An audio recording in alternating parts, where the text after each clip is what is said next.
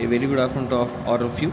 So let's proceed with the three-phase inverter. Before moving on to the topic of three-phase inverters, I would like to shed light on the last and the most important topic that I had already explained. Once again, be very particular. You have to compare the absolute values of VR and minus VRT. Look at this case.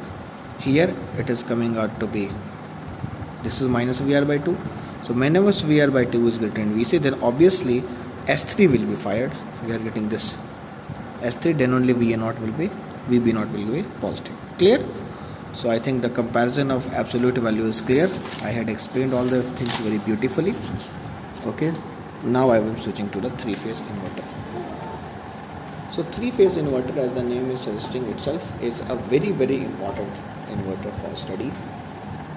In our day-to-day life, it is important because usually the loads that we encounter are all three-phase. Yes, we are working with three-phase inverter. We have to operate in three-phase loads. So the understanding of three-phase inverter becomes a very mandatory thing. So how the structure of three-phase inverter is? Okay, I want to clear it. T1, T4, T3, T6, T5, T2. Switches are 135, 462. Clear? And these are three-phase inverter working in 180 degree mode. Okay. This is the VDC supply, and let me show you the connection, how the connections are made. These are the connections. Have a look at this. A, B and C, at R, R and R. Is it clear? This is it. R, R, R and A, B and C.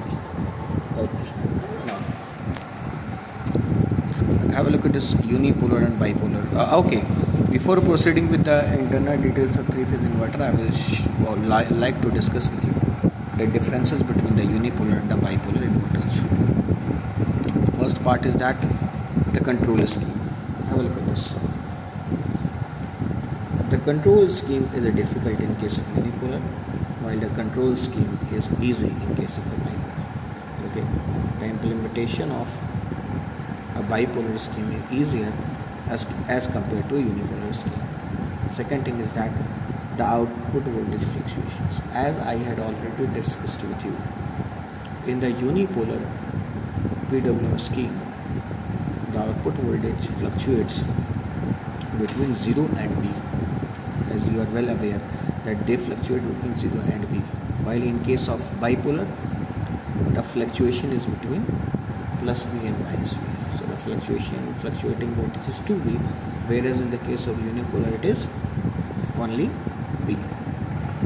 Okay, now I am coming to one more important thing, that is F switching. So the switching is more. Is it clear? The switching frequency is more in case of a unipolar PWM scheme as compared to it is less in case of a bipolar PWM scheme. Now coming to again our topic, I had explained the waveform. I had explained the schematic diagram, that is T1, T4, T3, T6, T5, T2. These are the switches connected via capacitors. This is the VDC, input DC voltage, and these are the load resistors, that is A, B, C, R, R, R. Okay, clear? Now I would like to explain how the switching is done, how the switching is to be done. So these are the switching modules, T1, T1, T1. Okay, first for switch T1 is switched on. After that T4. It means 135 and 4, 6 and 2. So in the first leg, for the first 180 degrees, obviously we are going to conduct T1. Clear? Is it clear to all of you or not that we are going to conduct T1 in the first 180 degrees? Okay. After those 180 degree, we are going to conduct T4. Okay. So T1 will be conducting for first 180.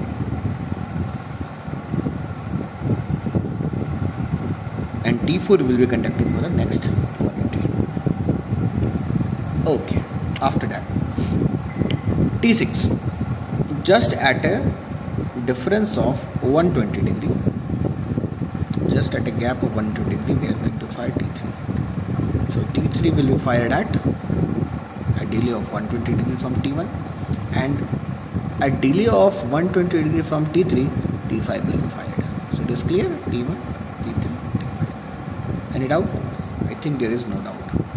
Okay, so this is how, if we start from 0, 60, 120, 180, 240, 300, 366. Okay, this is clear. Now again, so I would like to, wait a minute, I will zoom the camera, okay, and just have a look at this. I would like to discuss one more important thing, is that this is T3, T3, T3. So at a gap of 120, T5 is fired. So before T5, 60, T2, T2, T2. So T2 will conduct for another 180, and before T2 there will be T5. So in this way, you are going to label the switching cycle. Hopefully, I hope that all the switches are clear. You have understood all the switching, how the switching schemes are done, or how the switching is carried on. Now, I would like to go back. Yes. Now have a look at this. VDC. So once the connection is made, so I want to emphasize that in the first 60 degree, just have a look at this. In the first 60 degree, T1, T6, T5, T1, T5 and T6 are conducting. So the bridge looks something like this. Correct? Am I right? Yes. So this is the connection, RRR. This is VDC. So obviously this is R by 2R. So just have a look at this. R by 2 and R. So the current comes out to be 2 VDC by 3R. So the drop across this voltage is VDC by 3. So VAN and VCN come out to be VDC by 3. It's clear or not? Correct? Okay. And the drop across this R is. And one more thing we can do is that this is 2 VDC by 3. So half of 2 VDC by 3 is 2 VDC by 6R, that is VDC by 3R. So again that multiplied by R by 2 will give you the same thing. Okay. Now if VAN, VCN are VDC by 3, then we can definitely look at what will be the value of VBN. We can comment on that value, that VBN or VNB will be minus 2 VDC by 3. Now I would like to discuss the other time interval, that is from 60 degree to 120 degree. From 60 degree to 120 degree, obviously T1, T6 and T2 will be conducting. So now the bridge get connected like AN, BNC, RRR. Okay, so this is the configuration. So automatically the scheme converges to 1, 6 and 2. Clear? Now it becomes very easy to discuss. 1, 6, 2 and discuss already there, and we can very well get the value. I would like to show this value. Okay, that R equivalent comes out to be 3R by 2. So we can get the value of I, that is VDC by 3R. So VAN can be aptly obtained by multiplying the current with the respective resistance. So this is the value of VAN. 2 VDC by 3 is the VAN value. Similarly, we can get the VBN value. And then have a look at this. This is VN, this is VBN. This will give you with a negative sign because this is connected in opposite sense. Na? So 2 VDC by 3 plus VDC by 3. This is equivalent to VDC. Okay? This is clear or not? Because have a look at this. At the end of the day, the voltage that is being applied via these capacitors through these switches to this load. This load is totally resistive, completely resistive. Okay, this voltage needs to be DC voltage. Yes, this voltage needs to be a DC voltage. The nature of this voltage has to be DC and it has to be equal to the input value. Clear?